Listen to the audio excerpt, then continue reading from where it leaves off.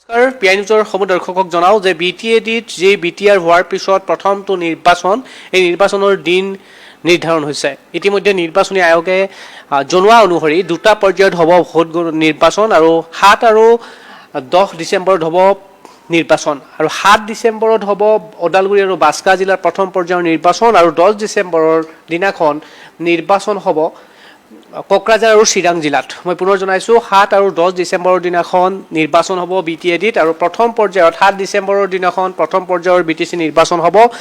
ওদালগুৰি আৰু বাস্কা জিলাত প্ৰথম পৰ্যায়ত নিৰ্বাচন হ'ব, ভোট গ্ৰহণ কৰিব পাৰিব আৰু যদিহে 7 ডিচেম্বৰৰ দিনাখন ৰৈ যায় ওদালগুৰি আৰু বাস্কা জিলাৰ প্ৰথম পৰ্যায়ৰ ভোটদান কৰাৰ ক্ষেত্ৰত তেতিয়াহ'লে 8 ডিচেম্বৰৰ দিনাখন পুনৰবাৰ ভোট গ্ৰহণ কৰিব পাৰিব। বাস্কা আৰু ওদালগুৰি জিলাত 7 ডিচেম্বৰৰ দিনাখন দুটা পৰ্যায়ত হ'ব বিটিএডিত ভোট গ্ৰহণ। ইতিমধ্যে নিৰ্বাচনী আয়োগে খবৰ উলিয়াইছে যে 7 আৰু 10 ডিচেম্বৰত হ'ব বিটিএডিত নিৰ্বাচন আৰু পুৱা 7:30 পৰা আবেলি 4:30 প্ৰথম পৰ্যায়ৰ ভোট গ্ৰহণ কৰা হ'ব। ৰাতিপুৱা 7:30 পৰা আৰম্ভ হ'ব আৰু বিয়লি 4:30 আৰু দ্বিতীয় পৰ্যায়ৰ ভোট গ্ৰহণ অনুষ্ঠিত হ'ব 10 ডিচেম্বৰত আৰু 10 ডিচেম্বৰ দিনাখন কোকৰাঝাৰ আৰু চিৰাং জিলাত দ্বিতীয় পৰ্যায়ৰ ভোট গণনা অনুষ্ঠিত হ'ব আৰু ভোট গণনা ঠিক সেইদৰে 10 ডিচেম্বৰৰ দিনাখন যদি কোনোবা ব্যক্তি ৰৈ যায় তেতিয়াহ'লে 11 তাৰিখৰ দিনাখন কোকৰাঝাৰ আৰু চিৰাং জিলাৰ ব্যক্তিসকলে দ্বিতীয় পৰ্যায়ত ভোট দিব পাৰিব আৰু ভোট গণনা অনুষ্ঠিত হ'ব 12 ডিচেম্বৰৰ দিনাখন। মই পিআই নিউজৰ দৰ্শকসকলক লগতে বিটিচিবাসী ব্যক্তিক জনাওঁ যে পুৱা 7:30 পৰা আবেলি 4:30 গৈ নিজৰ ভোটাধিকাৰ সাব্যস্ত কৰিব পাৰিব। ইতিমধ্যে বিটিএডিত তীব্ৰ গতিত নিৰ্বাচনৰ প্ৰতিটো ৰাজনৈতিক দলে নিৰ্বাচনী সভাসমূহ পাতি আছে আৰু দীৰ্ঘদিনৰ পৰা বিটিএডি নিৰ্বাচনৰ তাৰিখটোক লৈ এটা খামখেলি হৈ আছিল যে কেতিয়া হ'ব বিটিচি নিৰ্বাচন আৰু ৰাজ্যপালৰ শাসন চলি আছে বিটিএডিত আৰু অৱশেষত সেই নিৰ্ধাৰিত তাৰিখটো আহিল আৰু 7 আৰু 10 ডিচেম্বৰত দুটা পৰ্যায়ত বিটিএডিত নিৰ্বাচন অনুষ্ঠিত হ'ব। পুৱা 7:30 পৰা 4:30 ভোটাধিকাৰ সাব্যস্ত কৰিব পাৰিব বিটিচিবাসী ৰাইজে।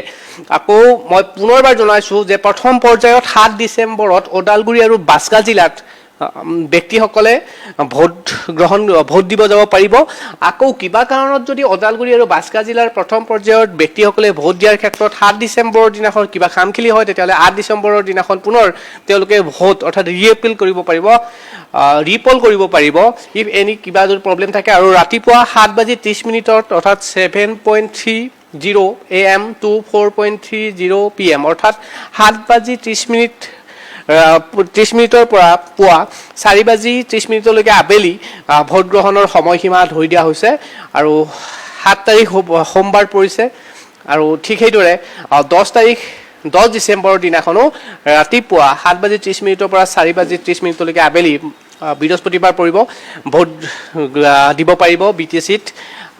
এই দ্বিতীয় পৰ্যায়ৰ 10 ডিচেম্বৰৰ দিনাখন কোকৰাঝাৰ আৰু চিৰাং জিলাৰ ব্যক্তিসকলে ভোট গ্ৰহণ কৰিব পাৰিব অৰ্থাৎ ভোটাধিকাৰ সাব্যস্ত কৰিব পাৰিব আৰু ভোট গণনা হ'ব 12 ডিচেম্বৰৰ দিনাখন। ইতিমধ্যে দুটা পৰ্যায়ত বিটিচিত নিৰ্বাচনী তালিকাখনো আমাৰ নিৰ্বাচনী যিসকল ব্যক্তিয়ে নিৰ্বাচনত অৱতীৰ্ণ হ'ব তেওঁলোকৰো যি 4খন জিলা বিটিএডিত এই 4খন জিলাৰ দুখন জিলা দুটাভাৱে পৃথকে ভাগ কৰা হৈছে আৰু প্ৰথম পৰ্যায়ত 7 ডিচেম্বৰ আৰু দ্বিতীয় পৰ্যায়ত 10 ডিচেম্বৰ কৰা হৈছে।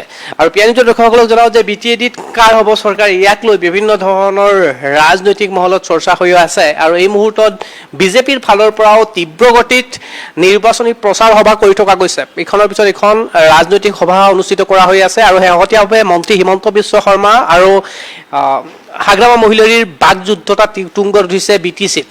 মন্ত্ৰী হিমন্ত বিশ্ব শৰ্মাই দাবী কৰে যে বিটিএডিত এইবাৰ বিজেপিৰ চৰকাৰ হ'ব আৰু সমান্তৰালভাৱে হাগ্ৰামা মহিলাৰীয়েও দাবী কৰি আছে যে বিটিচিত হাগ্ৰামা মহিলাৰী জীয়াই থকালৈকে হিমন্তৰ দাদাগিৰি নচলিব। মেকুৰীৰ প্ৰসংগ ওলাইছে, টেঙা মিঠা আমৰ প্ৰসংগ ওলাইছে আৰু এই নিৰ্বাচনৰ পিছতে যিহেতুকে আগন্তুক 2021 চনৰ বিধানসভা নিৰ্বাচন সমাগত আৰু সেইবাবে এইবাৰ বিটিচি নিৰ্বাচনত তুংগত উঠিছে প্ৰচাৰ প্ৰতিটো নিৰ্বাচনী সভাতে প্ৰচাৰ তুংগত। UPPLৰ লোকসকলেও ক'ব বিচাৰে যে নিৰ্বাচনৰ সময়ত তেওঁলোকে চৰকাৰ গঠন কৰিব। এয়া সময়ত গম পোৱা যাব। এই নিৰ্দিষ্ট তাৰিখটো ইতিমধ্যে আহি পৰিছে। বিটিচিত দুটা পৰ্যায়ত মই পুনৰ জনাইছোঁ যে বিটিচিত দুটা পৰ্যায়ত ভোট নিৰ্বাচন হ'ব আৰু ভোট গণনা হ'ব 12 ডিচেম্বৰৰ দিনাখন পুৱা 7:30 পৰা আবেলি 4:30 ভোট দিব পাৰিব। 10 ডিচেম্বৰৰ দিনাখন কোকৰাঝাৰ আৰু চিৰাং জিলাৰ ব্যক্তিসকলে ভোট সাব্যস্ত কৰিব পাৰিব। 7 ডিচেম্বৰৰ দিনাখন প্ৰথম পৰ্যায়ৰ বিটিচিত ভোট গ্ৰহণ হ'ব আৰু ওদালগুৰি আৰু বাস্কা জিলাত প্ৰথম পৰ্যায়ৰ ভোট নিৰ্বাচন হ'ব। মই পুনৰ জনাইছোঁ, ওদালগুৰি আৰু বাস্কা জিলাৰ ব্যক্তিসকলে 7 ডিচেম্বৰৰ দিনাখন পুৱা 7:30 পৰা আবেলি 4:30 30 মিনিটৰ ভিতৰত গৈ ভোটাধিকাৰ সাব্যস্ত কৰিব পাৰিব। যদি কিবা কাৰণত 7 ডিচেম্বৰৰ দিনাখন তেওঁলোকৰ অৰ্থাৎ ওদালগুৰি আৰু বাস্কা জিলাৰ প্ৰথম পৰ্যায়ৰ ভোট গ্ৰহণৰ ক্ষেত্ৰত যদি কিবা বাধা আহে তেতিয়াহ'লে ৰিপল হ'ব। তেতিয়াহ'লে তেওঁলোকে ভোট গ্ৰহণৰ ক্ষেত্ৰত যদি কিবা বাধা বিঘিনি হয় বা ভোটাধিকাৰ কেন্দ্ৰসমূহত যদি কিবা বিঘিনি হয় তেতিয়াহ'লে ৰিপল হ'ব আৰু ৰিপলৰ তাৰিখটো হৈছে 7 ডিচেম্বৰৰ পিছদিনাখন 8 ডিচেম্বৰ ওদালগুৰি আৰু বাস্কা জিলাৰ বাবে। ঠিক সেইদৰে 10 ডিচেম্বৰৰ দিনাখন দ্বিতীয় পৰ্যায়ৰ ভোট অনুষ্ঠিত হ'ব চিৰাং আৰু কোকৰাঝাৰ জিলাত। আৰু চিৰাং আৰু কোকৰাঝাৰ জিলাৰ কোনোবা এটা ভোটাধিকাৰ কেন্দ্ৰত যদি কিবা খামখেলি হয় তেতিয়াহ'লে পুনৰবাৰ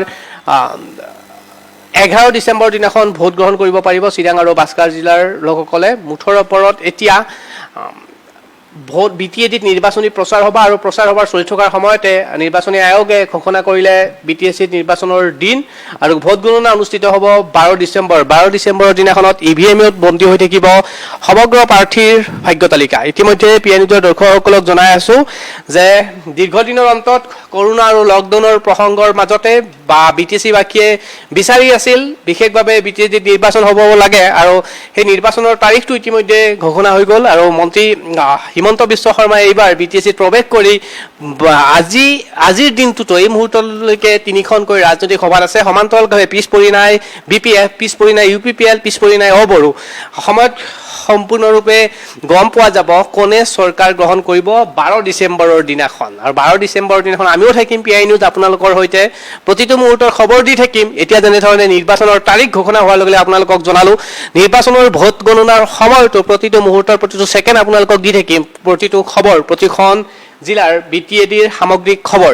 কিন্তু এই মুহূৰ্তত আপোনালোকক জনাওঁ যে দুটা পৰ্যায়ত BTADত নিৰ্বাচনৰ ভোট গণনাৰ তাৰিখ ইতিমধ্যে নিৰ্বাচনী আয়োগে ভোট গ্ৰহণৰ তাৰিখ ইতিমধ্যে নিৰ্বাচনী আয়োগে ঘোষণা কৰিছে 7 ডিচেম্বৰ আৰু 10 ডিচেম্বৰ আৰু 12 ডিচেম্বৰৰ দিনাখন ভোট গণনা হ'ব। এই খবৰটো দিছোঁ আৰু ষ্টুডিঅ'ৰ ডেস্কৰ পৰা মই বিদায় ল'ব লাগিব এই মুহূৰ্তত। আৰু পৰৱৰ্তী খবৰৰ বাবে আপোনালোকে চাই থাকক একমাত্ৰ PI নিউজ, ৰাইজৰ বাবে। ধন্যবাদ।